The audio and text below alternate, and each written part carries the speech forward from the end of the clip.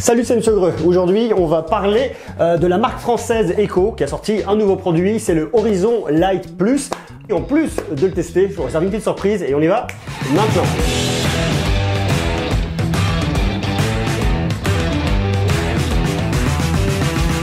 Ça, c'est le Horizon Light Plus qu'on va tester et ça, c'est le Horizon Light Plus que je vous offre. Pour le gagner, c'est super simple. Je vous donne rendez-vous sur ma chaîne IGTV sur Instagram.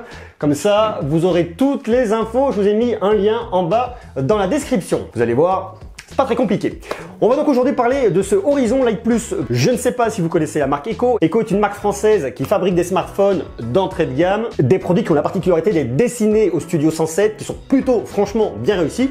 Donc ce qu'on va faire, c'est qu'on va ouvrir ce Horizon Light Plus ensemble. On va regarder comment il est fait, on va regarder un petit peu ce qu'il y a dans le ventre, on va le voir un peu de tous les côtés et on va regarder à qui il est destiné. Voilà donc la boîte, voilà à quoi ça ressemble. Ça change un peu des packaging traditionnels. Voici la marque du fabricant Eko, compatible tout opérateur, dans sa jolie boîte en plastique. On va l'ouvrir, hop, ouvert. Alors comment ça marche? Est-ce qu'il faut avoir fait Sciences Po pour réussir à ouvrir ce truc? Ah, oh, wow. Smartphone Horizon Light Plus, grand écran. Ici, nous avons une batterie. Ça devient hyper rare aujourd'hui d'avoir des batteries qu'on peut changer comme ça. Ça peut être un point positif. Nous avons également un câble USB vers USB Type C. Ici, le chargeur. Et ici, une paire d'écouteurs. Toutes les infos sur les garanties. Des infos là sur le smartphone pour comprendre comment il fonctionne. On vous le précise dessus, nouveau format grand écran. Il faut savoir que vous avez un écran de 5,7 pouces, c'est une dalle IPS, c'est du LCD, ratio 18/9, définition, c'est du HD+. Voilà la bête.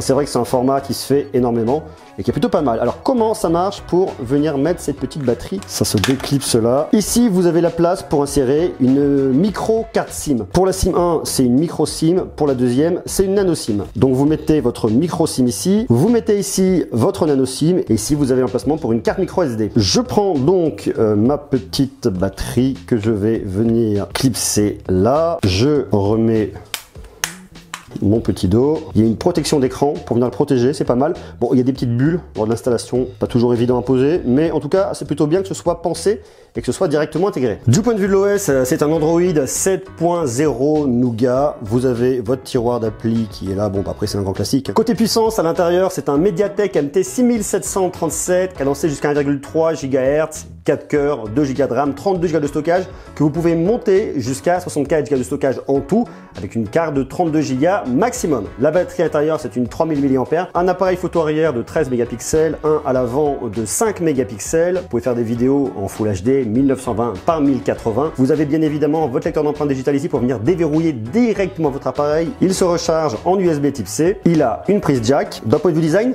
il est plutôt pas mal. Ce que j'aime bien, moi, c'est cette finition métal brossé que vous avez à l'arrière, qui donne un côté assez classieux, assez premium, et vous le voyez ici, dessiné au 107, assemblé en Chine, ça comme tous les téléphones aujourd'hui. C'est vrai qu'il y a un design qui est super. Vous avez le logo Eko ici. Pour trouver les mêmes couleurs à l'avant comme à l'arrière, vous avez des bords arrondis, même l'écran ici est arrondi, des petites bordures sur le côté, une bordure sur le haut, une bordure en bas, c'est aussi un grand classique. Vous retrouvez également le logo Eko en bas qui est pas mal. D'un point de vue design, je trouve franchement réussi. Il est dans les standards actuels, avec un bouton pour l'allumer, bouton de volume ici, haut-parleur mono. De ce point de vue-là, je trouve bien. Du point de vue de l'écran, vous pouvez bien évidemment, lorsque vous regardez vos vidéos, les agrandir, les rétrécir. Point de vue son, c'est pas complètement dingue, hein. Là, je suis à fond.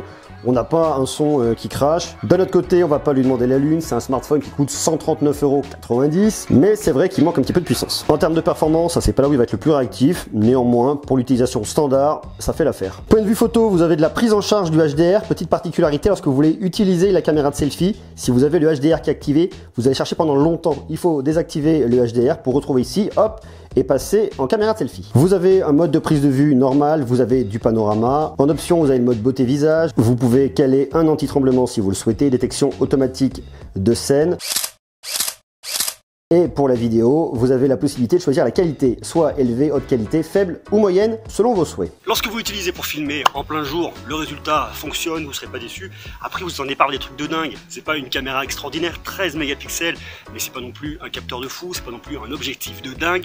Pour se faire des souvenirs, partagez sur les réseaux sociaux, ça marchera. Par contre, dès que vous n'avez plus trop de luminosité, tout de suite, c'est moins ça. Je suis une caméra de selfie en faible luminosité, ici. Ça fait l'affaire pour faire des visioconférences, pour passer quelques coups de fil, pour joindre ses amis, pour faire du Skype. Ça fonctionnera, pour quelques souvenirs, ça fera l'affaire aussi.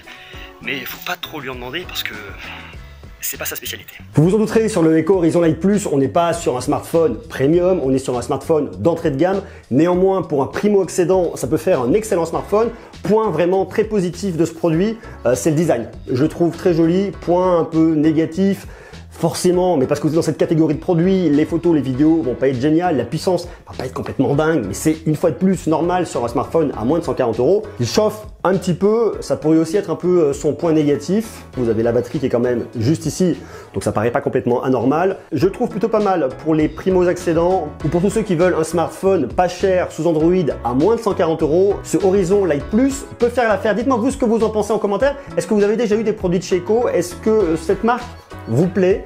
Marque française, il faut le préciser, il n'y a pas beaucoup de marques françaises sur le marché, même si effectivement aujourd'hui, vous pouvez être une marque française, vous pouvez être une marque d'où vous voulez dans le monde, vous allez forcément faire fabriquer en Chine. C'est là-bas que se passe le business. Donc dites-moi ce que vous en pensez, dites-moi ce que vous pensez de Echo, ce que vous pensez de ce smartphone, dites-moi s'il pourrait vous tenter et selon vous, à qui se destine ce produit. N'oubliez pas d'aller tenter votre chance pour le gagner.